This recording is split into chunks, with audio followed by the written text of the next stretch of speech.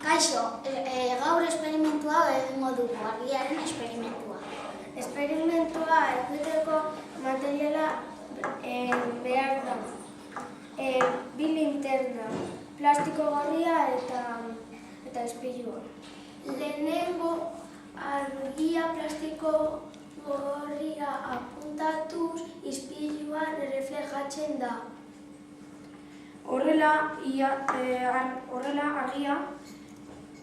gorria bihurtzen da eta ispiluan jarrita beste lekuan erreflejatzen da argi gorria.